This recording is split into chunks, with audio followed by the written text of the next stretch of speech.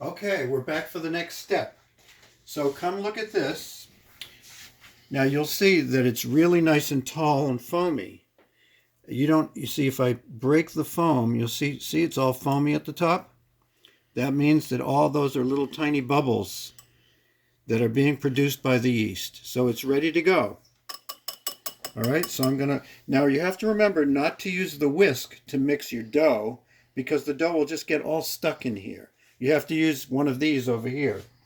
So we're going to either use the little silicone spatula, or if you have a rubber spatula.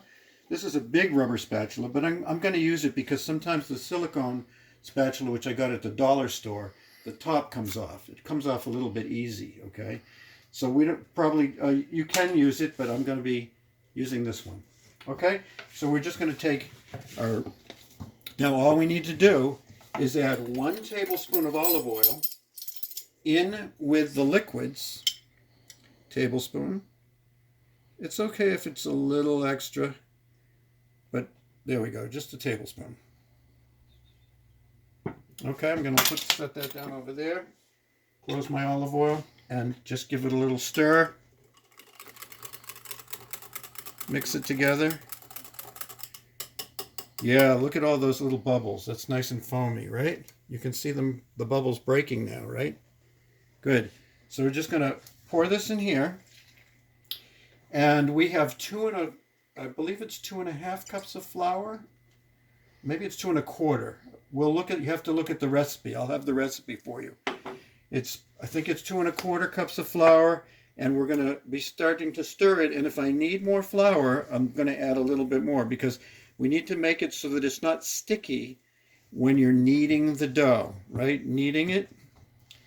So we don't want it to be sticky. And if this is too dry, it means that for some reason we need a little bit more water. It might be. This is pretty dry. I might add a little bit more water. Okay? So, barely though. It's really almost perfect. Maybe, let's see, I think maybe I don't need more water. How much water would you add if you needed to? Just like a half a teaspoon or a teaspoon, depending on how dry it feels. You see, it's actually not super dry because it's all coming together into one piece of dough. And it's still nice and, how do you say?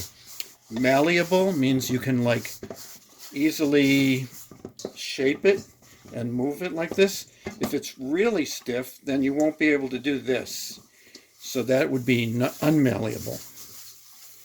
Okay, so I'm using this just to take all the extra flour and get it into the dough.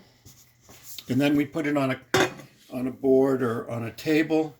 And if I need extra flour, then I'm going to use it from here. So kneading the dough, the way I do it is I fold a corner in toward me, and then I push down and turn it like 1/4 of the way and pull it again. And I just keep doing that. So it kind of looks like a continuous motion where with my right hand, I pull it in toward me, left hand push down. That's kneading the dough. I'm going to try some fancy photography. Fancy photography. I want to be right behind you. All right, there we go. And see what it looks like if you're doing it yourself. Yeah. Does that work? Yeah. Okay. So we want to make it until it feels smooth. And apparently this is pretty perfect. I don't have to add any extra flour. It's not sticky. Just a tiny bit sticky, but my hands are not sticking to it. You see, I don't have any dough on my hands except for a little bit here, which means it's not sticking to my hands. So the next phase is just to let it rest for about 1.5 hours. So that's not called the proofing stage. That's called the rising stage.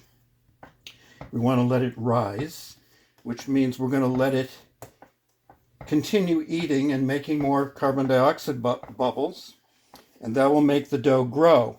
So after 1.5 hours, we're going to put it in here. You're going to cover it loosely with a piece of plastic wrap so it doesn't get dried out. I've got plastic wrap right here.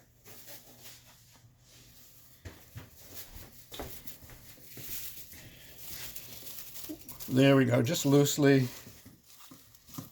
Doesn't have to be tight. And we're just going to set it in a warm place. It's pretty warm today, so it should take maybe less than an hour and a half. But we want to see that it gets doubled in size, and then we'll come back to the steps where we actually make the garlic knots. Okay? See you then.